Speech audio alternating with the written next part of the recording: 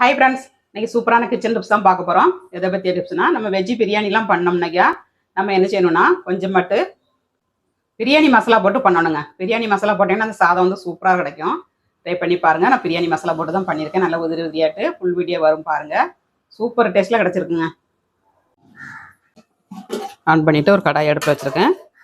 இதில் ஃபஸ்ட்டு நம்ம எண்ணெயும் கொஞ்சமாக நெய்யும் ஆட் பண்ணிடலாம். 1 கிலோ அரிசிக்கும் போது ஒரு 50 கிராம் எண்ணெய் ஆட் பண்ணணுங்க. 100 கிராம் கூட ஆட் பண்ணலாம். நான் தவசு பிள்ளைலாம் 100 கிராம் ஊற்றுவாங்க. நம்ம வீட்டுக்கு சமையல்னால 50 கிராம் ஆட் பண்ணால் போதும். இதில் ஒரு 2 ஸ்பூன் நெய் ஆட் பண்ணிக்கலாம். நெய் வந்து நம்ம லாஸ்ட்லேயும் ஆட் பண்ண போகிறோம். முந்திரி பருப்பு வறுத்து எடுத்து வைக்கணும்னா இந்த ஸ்டேஜில் வறுத்து எடுத்து வச்சுக்கோங்க. இல்லை லாஸ்ட்டில் வறுத்து போடுங்க. இது வந்து நம்ம ரசம் உடச்சி போட்டுடலாம். சுருள் பட்டை தான் எடுத்துருக்கேன். ஒரு 7-8 லவங்கம், ஒரு 3 நட்சத்திரப்பூ, கொஞ்சமாக கல்பாசி, ஒரு 4-5 ஏலக்காய், கொஞ்சம் பிரிஞ்சி இலை, 1/2 ஸ்பூன் சோம்புங்க. இப்போ கரம் மசாலா வந்து நல்லா பொரிஞ்சிருச்சுங்க. 2 பச்சை மிளகாவும் ஒரு 4 வெங்காயங்க. பெரிய வெங்காயமாக போட்டிருக்கேன். சின்ன வெங்காயம்னா ஒரு 6 வெங்காயம் போட்டுக்கோங்க. 1/2 கிலோ போடுங்க, கரெக்டாக இருக்கும். கொஞ்சமாக உப்பு ஆட் பண்ணிடலாம். 1 ஸ்பூன் ஆட் பண்ணியிருக்காங்க. இப்போ நம்ம இஞ்சி பூண்டு பேஸ்ட் ஆட் பண்ணிடலாம். ஒரு 4 ஸ்பூன் இஞ்சி பூண்டு பேஸ்ட்டுங்க.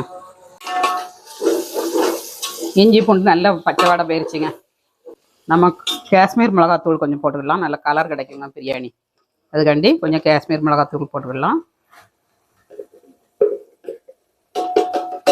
காரம் இருக்காது, உங்களுக்கு கலர் கிடைக்கும். போட்டு நல்லா கிண்டி கொடுக்கணும். நல்லா வதங்கிருச்சு பாருங்க. சக்தி பிரியாணி மசாலா போட்டிருக்கேன் ஒரு பாக்கெட்டு. 1 கிளாஸுக்கு ஒரு பாக்கெட் போடுங்க, கரெக்டாக இருக்குங்க.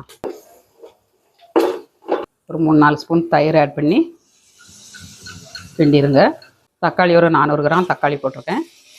பீன்ஸுங்க 150 கிராம், கேரட்டுங்க, பட்டாணி உடச்ச பட்டாணி 100 கிராம், மல்லித்தழை புதினா தழை போட்டுக்கலாங்க. புதினா தழை ஒரு கைப்பிடி அளவு, மல்லித்தழை ஒரு கைப்பிடி அளவுங்க. இந்த மாதிரி கொதிக்கவும் நம்ம அரிசி போட்டுக்கலாம். அரிசி அப்படியே ஆட் பண்ணிக்கலாம். அரிசி ஆட் பண்ணியாச்சு.